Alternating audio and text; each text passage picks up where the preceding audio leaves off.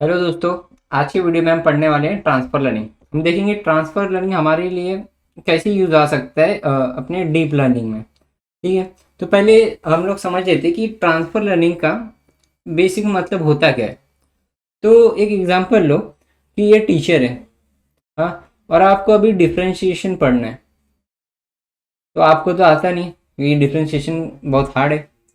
तो आप क्या करोगे कि आप अपने टीचर के पास जाओगे और पूछोगे कि डिफरेंशिएशन सिखा दे।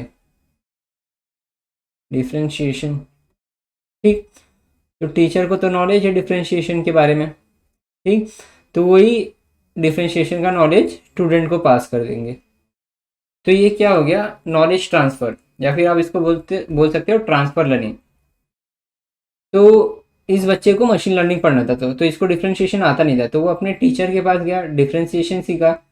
फिर टीचर ने उसको डिफरेंशिएशन सिखा दिया, फिर वो अपना मशीन लर्निंग पढ़ सकता है।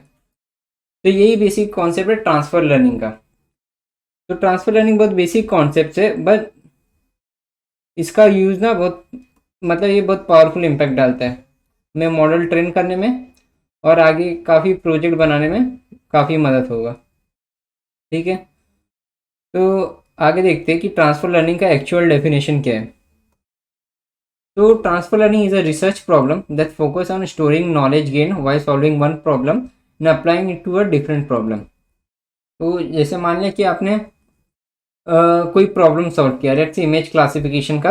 अभी तक कुछ था नहीं इमेज क्लासिफिकेशन के लिए, पर आपने क्या किया, एक मॉडल जनरेट किया। ठीक। एक न्यूरल नेटवर्क जनरेट किया आपने, ताकि वो इमेज को क्लासिफाई कर सके। लेट्स से एक आर्किटेक्चर आपने जनरेट किया ताकि वो इमेज को क्लासिफाई कर सके। अब आपके पास आता है दूसरा टास्क। ठीक है। उसके अंदर आपको क्या करना है, कि फेस फेस डिटेक्ट तो हम कर ही लिए। अब आता है कि आपको अटेंडेंस का टास्क दिया जाता है। अटेंडेंस का कैसे, फेशियल रिकॉग्निशन से। तो आप क्या करोगे, आप फिर से ये मॉडल बनाने तो नहीं जाओगे। तो आपने जो पहले मॉडल बनाया था, इसके जो वेट्स होंगे, इसको आप या फिर इसी मॉडल को आप ले सकते हो।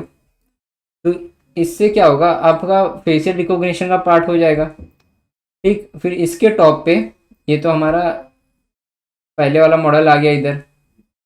ठीक। फिर इसके इसके टॉप पे हम अपना अटेंडेंस का सिस्टम लगा सकते हैं। मीन्स अगर इसने मीन्स फेस रिकॉग्नाइज कर लिया पार्टिकुलर पर्सन का, तो हम क्या कर सकते हैं, उस पर्सन का अटेंडेंस फिर हम लगा सकते हैं। ठीक। क्योंकि फेशियल रिकॉग्निशन का पार्ट तो हम लोग के पास पहले से था, हम लोग उसके ऊपर एक टॉप लेयर ऐड करेंगे, जो क्या करेगा, जिस पर्सन को उसने क्लासीफाई किया उसका अटेंडेंस लगा देगा। तो इसमें हमने क्या किया कि हमने एक पहले ही मॉडल बना रखा था। पहले हमने एक क्लासिफिकेशन टास्क परफॉर्म कर रखा था फेस का। फिर हमारे पास दूसरी प्रॉब्लम है जिसके अंदर भी सेम चीज़ यूज़ होता था, तो हमने क्या किया, उसी को यूज़ कर लिया। तो इसको क्या बोलेंगे हम लोग, प्री ट्रेंड। ठीक। ये प्री ट्रेंड मॉडल था। इस केस में ये हमारा प्री ट्रेन मॉडल था, क्योंकि हमने ऑलरेडी ट्रेन कर चुका था पहले। तो उसको हम यूज़ करेंगे, उसके ऊपर एक लेयर लगाएंगे, और ताकि वो हमारे प्रॉब्लम को सॉल्व कर सके, और उसको यूज़ करेंगे। तो बेसिकली ये होता है ट्रांसफ़र लर्निंग। ठीक है। तो ज़रूरी नहीं है कि आप ही ने जो मॉडल बनाया उसको ही ले सकते हो, कि डीप लर्निंग में काफ़ी सारे मॉडल आर्किटेक्चर बने हैं, काफ़ी चीज़ के क्लासिफिकेशन के लिए, रिकॉग्निशन के लिए, ऑब्जेक्ट डिटेक्शन के लिए। तो उस मॉडल सभी ओपन सोर्स पढ़े हैं, तो उस मॉडल को यूज़ करके आप अपने प्रॉब्लम को सॉल्व कर सकते हो। तो ट्रांसफर लर्निंग के भी डेफिनेशन में यही दिया है कि storing knowledge gain while solving one problem and applying it to a different but related problem. जो हमने पहले ही प्रॉब्लम सॉल्व कर चुके हैं, उसी को हम यूज़ करते हैं बाद में, जो सिमिलर टाइप प्रॉब्लम होते हैं। कि हमने पहले फेस रिकॉग्निशन का पार्ट कर लिया था, फिर उसके बाद अटेंडेंस सिस्टम आया, उसके अंदर भी हमें फेस रिकॉग्निशन चाहिए था, तो हमने सेम मॉडल यूज़ किया, और उसके ऊपर अपना एक और लेयर डाल के अटेंडेंस का सिस्टम बना दिया। ठीक है। तो बेसिकली ये होता है ट्रांसफर लर्निंग। अब देखते हैं कि प्री ट्रेन मॉडल क्या होते हैं। प्री ट्रेन जैसे कि मैंने पहले पिछले स्लाइड में बताया था कि आपने जो पहले मॉडल ऑलरेडी ट्रेन कर चुके थे या फिर किसी और का मॉडल है और वो ऑलरेडी ट्रेंड है, उसको आप यूज़ करते हो अपने अपने प्रॉब्लम सॉल्व करने के लिए। तो ये क्या हो गया, ये हो गया प्री ट्रेन मॉडल। ठीक, तो ये प्री ट्रेन मॉडल होगा। इसी मॉडल को यूज़ करके आपने अपना मॉडल बना लिया, उसके ऊपर कुछ लेयर ऐड कर दिए ताकि आपका जो प्रॉब्लम है वो सॉल्व हो सके। ठीक, तो इसका डेफिनेशन देख लेते हैं। Simply a pre train model is a model created by someone else to solve a similar problem instead of building a model from scratch. तो ये भी यही बोल रहे हैं कि मतलब जो ऑलरेडी बिल्डेड मॉडल है, जो ऑलरेडी बिल्ड हो चुका है, उसी का हम यूज़ कर लेते हैं। रेदर देन अगर हम स्क्रैच से इम्प्लीमेंट करने जाएंगे तो इसको ट्रेनिंग में काफ़ी टाइम लगेगा, इसको इम्प्लीमेंटेशन में काफ़ी टाइम लगेगा। तो उसके लिए हम इसको ऑलरेडी जो प्री ट्रेन मॉडल है उसी को यूज़ करके हम अपना प्रॉब्लम सॉल्व कर सकते हैं, जो कि काफ़ी जल्दी हो जाएगा क्योंकि हमें इसे ट्रेन नहीं करना पड़ेगा।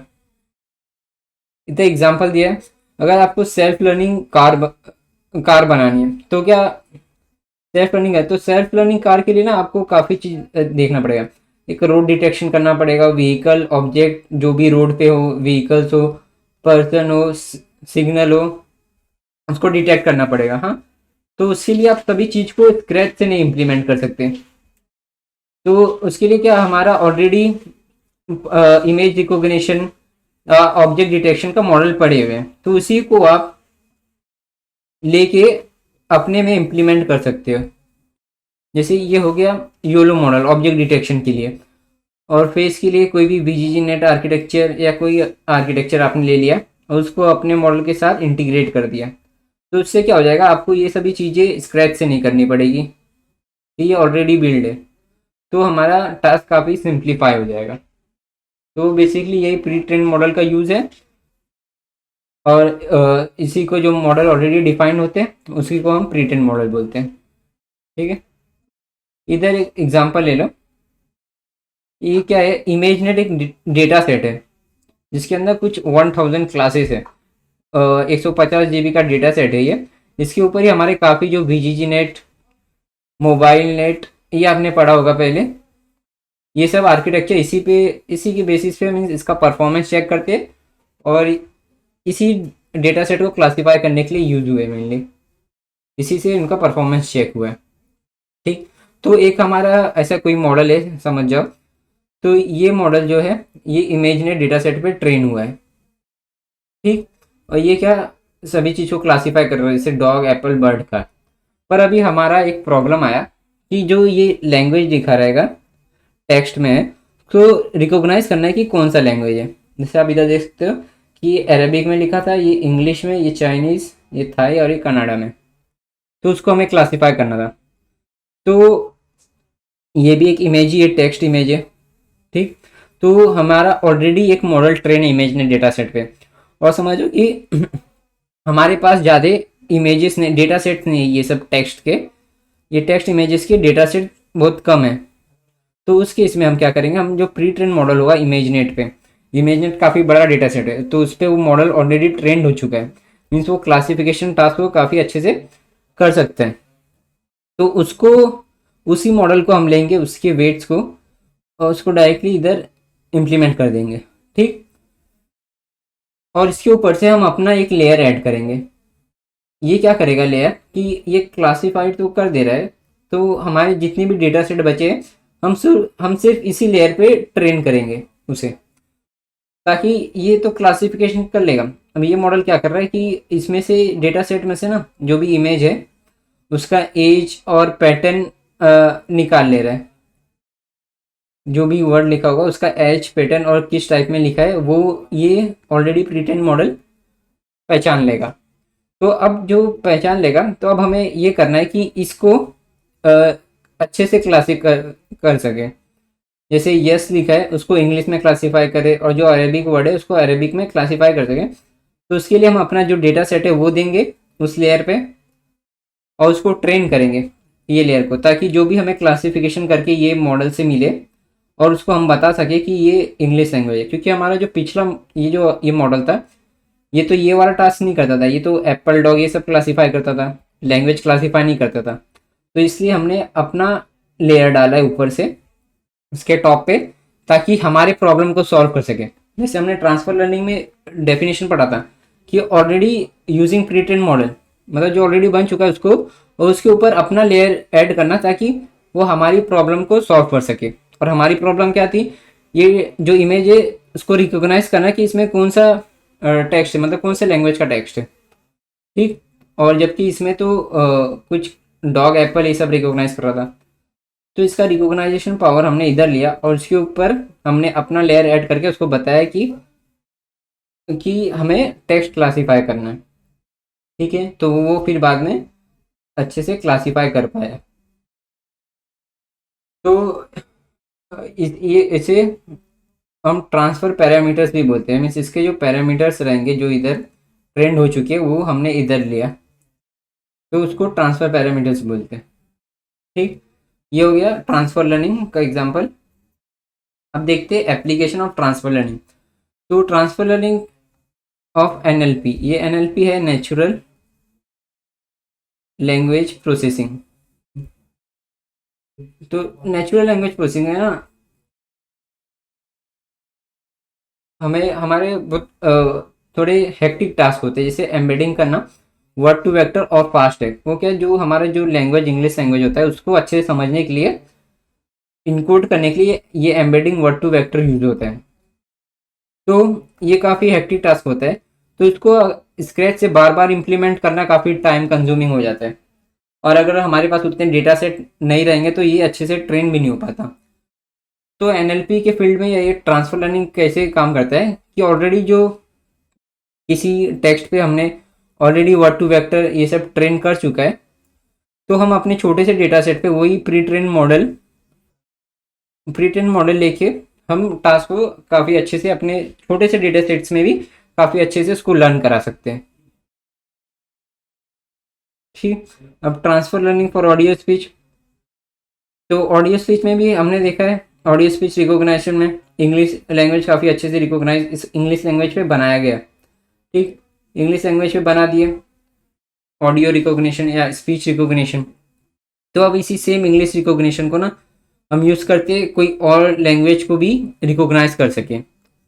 वही मॉडल लेके हम उसके ऊपर कुछ अपना लेयर ऐड करके ये भी दिखा सकते हैं। मॉडल ऐड करके हम ये अपना दूसरा लैंग्वेज भी रिकॉग्नाइज कर सकते हैं। जैसे कि इधर लिखा है कि हमने इंग्लिश लैंग्वेज अच्छे से इम्प्लीमेंट किया स्पीच रिकॉग्निशन में, फिर उसी की वही मॉडल की मदद से हमने जर्मन लैंग्वेज भी इम्प्लीमेंट किया। तो ये एग्जांपल है ट्रांसफर लर्निंग का ऑडियो स्पीच सेक्टर में। और अब कंप्यूटर विजन में देखते हैं। कंप्यूटर विजन में तो काफ़ी ज़्यादा ही काम आता है कि जैसे सेल्फ ड्राइविंग कार का हमने एग्जांपल लिया था, उसके अंदर क्या हमें क्या, हमें व्हीकल्स भी रिकॉग्नाइज करने हैं, पर्सन भी रिकॉग्नाइज करना है, और कोई ऑब्जेक्ट अगर रोड पे रहता है तो उससे भी रिकॉग्नाइज करना है। तो हम हर चीज़ के लिए स्क्रैच से इम्प्लीमेंटेशन तो नहीं कर सकते, तो उसके लिए हम यूज़ करेंगे जो ऑलरेडी डिफाइंड है, जैसे बीजीजी नेट योलो हो गया ऑब्जेक्ट डिटेक्शन के लिए। तो वो सब जो ऑलरेडी प्री ट्रेन मॉडल है उसको हम यूज़ कर सकते हैं। तो बेसिकली यही कॉन्सेप्ट है ट्रांसफर लर्निंग का, कि हमारा जो मॉडल ऑलरेडी ट्रेंड है हम उसको यूज़ करके उसके ऊपर कुछ लेयर ऐड करके हम अपने प्रॉब्लम को भी सॉल्व कर सकते हैं, सिमिलर प्रॉब्लम को। ठीक, तो हमें स्क्रैच से करने की ज़रूरत नहीं पड़ेगी और ज़्यादा डेटा सेट्स की भी ज़रूरत नहीं पड़ेगी, क्योंकि हमारे मॉडल जो पिछला मॉडल है वो ऑलरेडी ट्रेंड है, और हम थोड़ा ही लेयर उसके ऊपर ऐड कर रहे हैं। तो हमें उस हमारा जो प्रीवियस मॉडल था वो ऑलरेडी ट्रेंड है, ये तो ट्रेंड है, हम इसके ऊपर अपना लेयर ऐड कर रहे हैं, तो हमें क्या बस खाली यही लेयर को ट्रेन करना पड़ेगा। तो उससे हमें कम डेटा सेट में भी अच्छे से ट्रेन हो जाएगा। बट अगर पूरा लेयर ट्रेन करना रहता तो डेटा सेट हमें काफ़ी ज़्यादा चाहिए रहता। तो इसलिए ट्रांसफर लर्निंग काफ़ी यूज़ होता है डीप लर्निंग में। ठीक, अब देखते हैं इसका एग्जाम्पल। इसका एग्जाम्पल तो हमने देख ही लिया, अब कोड देखेंगे। ये कोड दिखा देता हूँ। तो ये कोड ना ऑलरेडी इम्प्लीमेंट करके रखा है, क्योंकि कोड ऑलरेडी इम्प्लीमेंट, क्योंकि ट्रेनिंग में काफ़ी टाइम लेता है, तो इसे हमने पहले इम्प्लीमेंट करके रखा है। मैं अभी समझा देता हूँ कि इस कोड में हमने क्या क्या किया है। तो ये कोड देखते हैं। तो इधर हमने ये लाइब्रेरी इंपोर्ट किए जो जो हमें चाहिए इधर, और उसके बाद ये भी सब ने हमें इंपोर्ट का लाइब्रेरी इंपोर्ट का टास्क किया है। इधर हमने डेटा सेट लिया है, डेटा सेट ड्राइव में पड़ा था, उसी डेटा सेट को हमने ट्रेन और टेस्ट में लिया है। ठीक है, फिर उसके बाद इधर इधर हमने बेसिकली ट्रांसफर लर्निंग इम्प्लीमेंट किए। इधर आप अगर ध्यान से देखेंगे, एक मिनट जूम कर देता हूँ।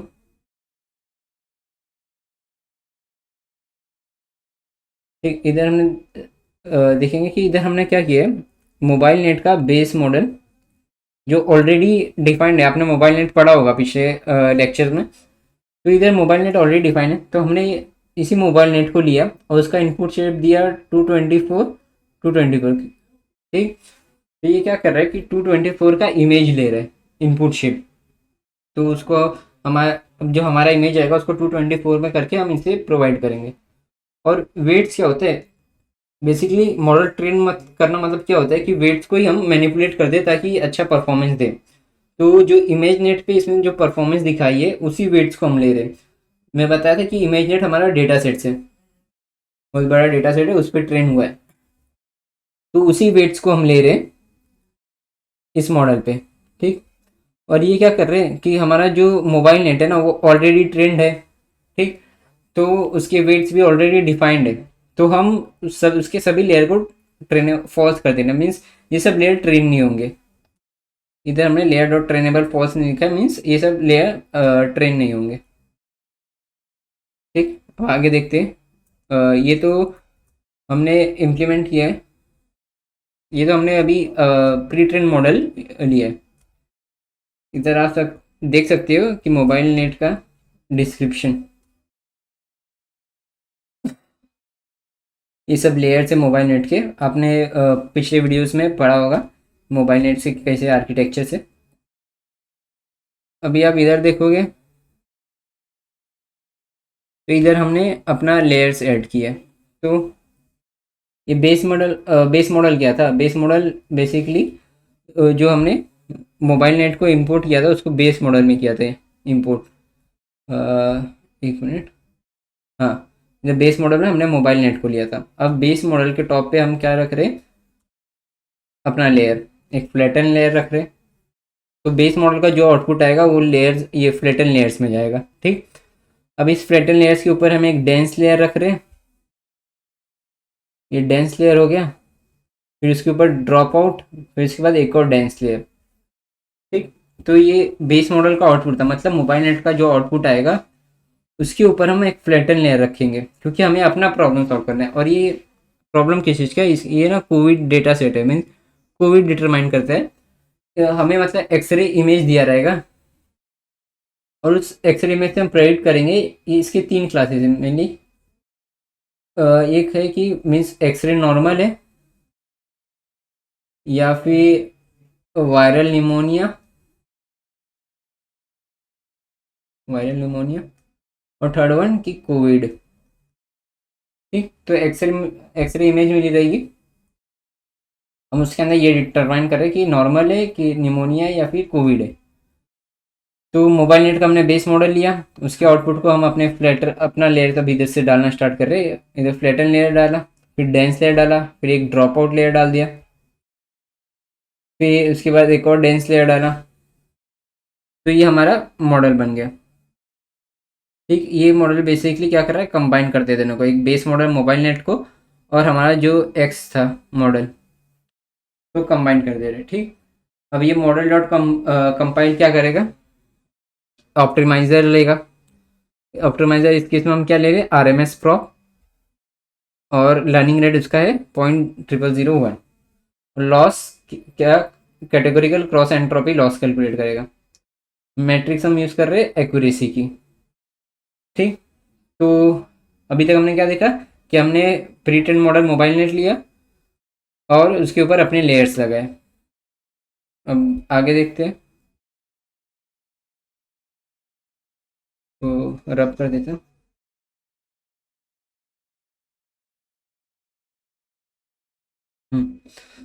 तो आगे ये पूरा हमारे जो मॉडल है उसका डिस्क्रिप्शन है।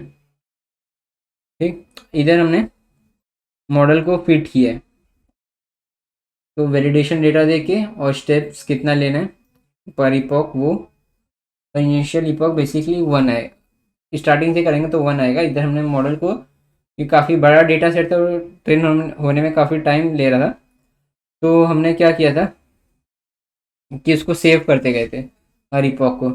तो 74 तक इपॉक तक हमारा ट्रेन हुआ था, फिर 75 से हमें ट्रेन करना था, तो इधर 75 हमने लिखा था, तो 75 से स्टार्ट हो गया, तो ये 74 तक हमारा ऑलरेडी ट्रेन हो चुका था।